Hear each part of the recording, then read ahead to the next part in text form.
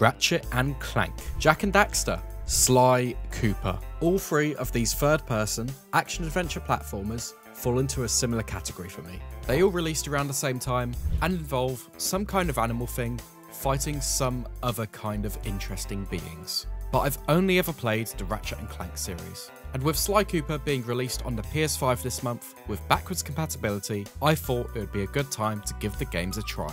Only the first game is getting the PS5 treatment, so in this video I will be getting the Platinum on the PS3 version, and I'll compare it to the PS5 version once that releases. And hey, the game is pretty short. So short in fact, the first trophy is earned very quickly. Oui, Paris, France, 4:20 AM. A trophy? Is this game a grub? You get a trophy before you even start the menu. That is wild. Sly is accompanied by this intelligent looking turtle. He reminds me of Professor Egad from Luigi's Mansion. What a game, by the way. In this prologue mission, we're breaking into the police headquarters, and it's pretty linear in how we can approach things. Oh, straight in. Oh, it's got that PS2 platformer feel. What the fuck? Already another trophy. Coin collector as well. Very shortly after, we infiltrate Carmelita Fox's office and find the file we're looking for in one of these vaults. Foxy lady. Nice job! Immediately after, Sly comes face to face with Miss Fox, and oh boy is she a fox alright. I love this kind of style of game, it's just so much fun. I really want to go through some of the old Ratchet and Clanks again as well. For a brief story overview, the file Sly was looking for allows him to avenge his family and regain possession of their most valuable treasure. The Thievius Racoonus. Anyone who read it learned to be especially sneaky. The Thievius Racoonus book was stolen by a group called the Fiendish Five, and poor Sly's father was overpowered in the process. Our family's manual of thieving greatness fell into their filthy hands. They tore the book into 5 pieces and split it up, each villain disappearing to the farthest corners of the world to commit dastardly crimes. It's in the orphanage Sly met his two pals, Bentley and Murray. Together we pledged to track down the Fiendish Five, avenge my father, and steal back the Thievius Racoonus. The first act of the game has us in Tide of Terror. It's got that ring to it. With this creepy ass looking frog. The end of the cutscene throws us in the first proper level, and the trophy Learn the Ropes is obtained. And that's exactly what I did in this level. I found some of these clues in a bottle, which we'll need to collect all of per level to open up each of the vaults, similar to the one we saw earlier. It wasn't long, however, before I learned of this game's unforgiving one-hit death combat system. Getting through this section, however, did reward me with a trophy for collecting 60 coins. There's also a trophy for collecting 99 coins, which I also got around this time. But I was still getting used to the game and I had a few more fails. Oh god, I'm really not good at this section.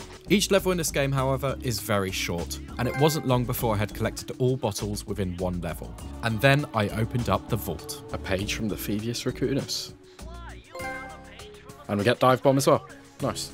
Once the intro section to each area is completed, the game sort of splits off into a hub area, where you can enter these portals for each individual level. Each area has 7 levels, and each level has 1 key and 1 vault, which we will need to collect. Also, each level has their different gimmicks and style. For example, this one has a lot of fire, and these vents which we can shut. Yeah, I would have loved this game as a kid. I can see why it's so beloved now. Although this bit stresses me out, because one wrong move, and I'm a little bit fucked. Ooh, I think I got them all. That's 24. It was in the second segment I came to the realisation that this Platinum wouldn't be completely straightforward for a Sly newbie like me. Oh fuck, I've died to them twice now? How do I get them? I think I need to like jump to avoid them maybe. There we go. I've actually had a game over screen.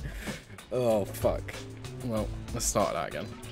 I remained determined, however, and I completed it on my next go, now that I knew what I was doing a little bit more. The vault in this level also unlocked an ability that would help me find where the blueprints were, and the following level was a bit of a mix of the previous two, and it gave me another ability. So as you can tell, each vault gives us a new skill, but finding all of the blueprints in some levels can be tricky to find them all. Ah, that's nice and sneaky, that one is. Right, that's the last one we need. Where is... It's over here, isn't it? Anyway, I earned 2 more trophies for gathering new abilities before it was time to play a new kind of level. And these kinds of levels are really nice for mixing things up. For example, there's this one here which acts like a twin stick shooter. In this level, we have to destroy the treasure, whilst also making sure no crabs steal it from us. Yeah, this is easy. Yeah, we got this easy, easy. Famous last words. Oh shit, the fact I actually nearly fucked it there as well. Okay, I take back what I said. This isn't as easy as I first thought. Oh no. Oh my god, that was close. Oh shit. I actually failed it. Come on. No! Oh my god. It literally just came out of nowhere. No, no, no, no, no. No, no, no. Last one. Oh, thank fuck for that. Okay, yeah. I take back what I said. That wasn't so easy. After this was finished, it's finally time to come face to face with the refined frog, Sir Rayleigh. Bloating to gargantuan size and squashing you like the insignificant bug that you are. That can't be Mark Hamill. Surely that's not Mark Hamill. Shit. I should probably stop Googling if it's Mark Hamill. No, it's Kevin Blackton. It sounded like Joker from the Asylum games. And yeah, this fight, as you can see, is pretty simple. It's a lot of just dodging back and forth until we can deal the final blow. Boom. It all. You beat me. He sounds just like the Joker from the Arkham Asylum games. Or the Arkham games. Next up is the notorious Mugshot. And the Dogfather inspired him to get revenge and live his life as a gangster. Street brawling, tough as nails gangster. Pub gambling? Oh, sorry, pug gambling. I guess that's just for starting level as well. In this section of the game, as you'd probably expect, all the enemies are dogs. And in terms of the platforming, some new mechanics are introduced. One of the trickier but cooler levels is this one here, which is in a casino. And of course, by collecting a vault at the end of it, we earn another ability. And this ability was the one I used most throughout the entire game. Essentially, it acts like a fast forward.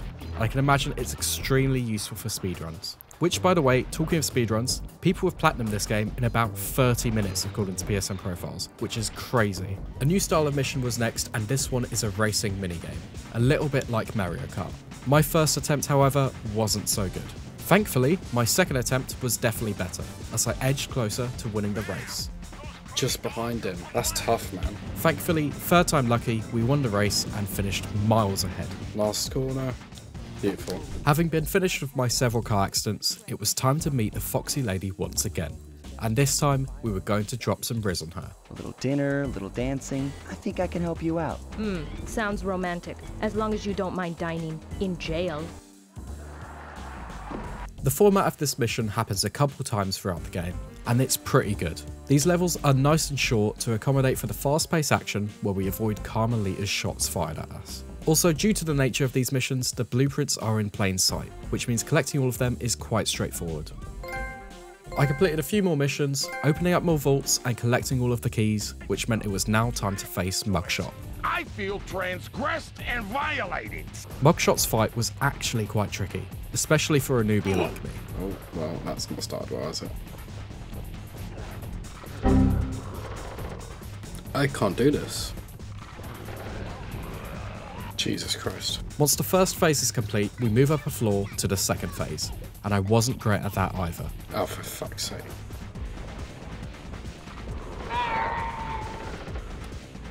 The third phase is probably the easiest of the three, provided you remember to hit the circle button so that you actually land your jump. Oh, for fuck's sake. Oh my god, we have to start all the way at the bottom as well. I'm not liking this boss fight. Come on.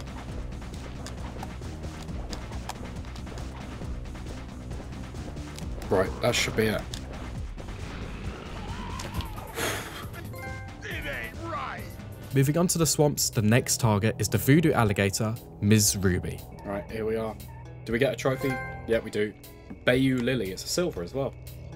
It's literally like the Ratchet and Clank rails. It's the exact same, just a lot slower. Oh shit. This section is a ball ache. The levels border frustration more than difficulty. It's not like it's not doable, it's just far from my favourite part of the game. That's quite tricky. Shit. Oh yeah, and it is a skill issue. This area is tricky, man. I'm struggling. Oh, fuck's sake. Another minigame is up next, and although it might not sound like it, this one was actually one of my favourites. What? They get away from you? Bro, these piranha are rapid. What the fuck? I can't get near them. Why are they so fast? What the fuck, man? Come on, come on, come on. Okay. There's none over here. Bang, bang, bang, bang, bang. Okay. 18 out of 25. Okay. 5 to go. 30 seconds. Where are the rest of the things? Ah, here. Boom. That's it. Okay. First try. That was a good one. I completed a few more levels, making sure to continue opening up the vaults, and I had a few more tricky sections. Oh shit. What is going on? What is going on? Oh, what happened there? At least a reward for getting through this section was not 1, but 2 trophies. The last minigame of the swamp area has us hit these chickens and avoid the roosters with bombs. And again, this did end up taking quite a few tries. Shit. Oh, this is tricky. The main problem was sometimes the roosters would just appear out of nothing, making it feel a little bit luck-based. Oh man, it came out as I was going there. Oh. Last one. There it is. Ooh, that was tricky. I think that is the last key at least though. Anyway, this means it's now time for the third and by far the worst boss in this game. It's essentially like one of those rhythm games, but it just goes on for far too long. And I got caught out on this bit by jumping to attack instead of waiting. What? Are you joking me? Once you finally do make it to the third phase as well, it ramps it up tenfold. Oh, Jesus Christ.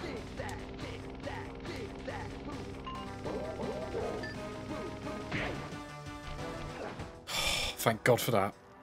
Should get a trophy as well. That section's a nightmare. Jesus. Dance, dance, Ruby. Whew.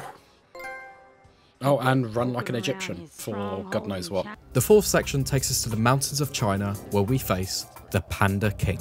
Whilst this is a very good part of the game and aesthetically pleasing, I'm going to skip through the majority of it, at risk of repeating myself too much. As usual, there's the few final skills to collect, and this minigame where we snipe enemies from afar for Murray. One of the sections was a bit broken for me, as I encountered this glitch a couple of times whilst traversing the main path.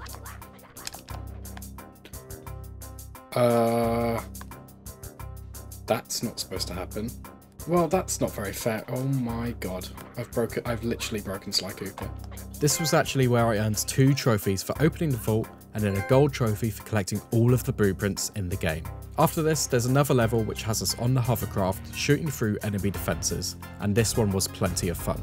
Once again, we come face to face with Miss Fox, and at the end of this level, find the final vault of the game. Slight problem however, the code is written in owl dialect, so it looks like we're going to need to meet and defeat an owl for this one. There's one more race before we fight the Panda King, and by now I'm a pro at them. Easy peasy. Oh, we landed on him. That might have done it. Oh, that's done it. What a way to win it. The Panda King has a wild voice. Honestly, it's like grinding sandpaper on his throat. Have you come here for revenge? His voice is so fucking weird. But this boss fight is one of my preferred ones. Nice and simple and just get some hits in. That is aside from his constant spamming of the move Fiery Wheel. Fiery wheel, fiery wheel. Like, just get another move, Panda, for Christ's sake. Almost got him. It'd be nice if we get this first try. Fiery wheel, booming chop. Yeah, that's it. Pandas aren't always cute. Lastly, it's now time to face the owl. And this section feels very epic and different to the rest of the game. There's a short on-rails shooting section, before this part where we need to drive around and collect more of these data things than these monsters. And as you can see, I got nearly double them, so it's very easy. In the next part, we find that Miss Fox has been captured, and being the good guy that Sly is, he's going to free her. This section feels like the whole game has been training you up to this point to navigate this bit, and honestly, it's a good feeling when you finally get through it. Unfortunately, Sly falls into the owl's trap, and it's up to Bentley to hack the gas before it turns Sly's brain into cheese. His words, not mine. Cheese. Hacking is this pretty tricky minigame, which it did take me a couple of attempts. Jesus Christ, that's tricky. Please tell me that's it. But once Sly is saved, it's time to climb the tower and face off against the owl. And as far as final bosses go, this one is incredibly straightforward. The first phase is just a case of hitting the targeted sections, and the second phase is the same, just while avoiding the projectiles by going in the middle of them. But it's very forgiving. Eventually, the owl goes down, meaning all we need to do is do some parkour over to him and give him a good old whack. Cool. You will never be rid of me. I managed to snatch that last piece of the Thievius Racoonus from Clockwork's claw. I had Clash taken of the down each member of Clockwork? the Fiendish Five. King, Oh no, he didn't. With the owl defeated, we were just waiting to find out if Carmelita Fox was going to let Sly go free. 1. Yo. Go on, Sly. Dope. What a game. Right, there's only one thing left to do. And with the story complete and only one vault missing, we went straight there to grab the Platinum Trophy for Sly Cooper 1. This should be the game. Should be everything done. Trophy? Greedy Racoon, that is all vaults open, and immediately, true Thievius, Racoonus. Platinum in Sly Cooper. Well, I thoroughly enjoyed that, so if you did enjoy the video, don't forget to leave a like, comment, and subscribe. Stay tuned for Sly 2 probably coming soon, and click on screen for another video by me.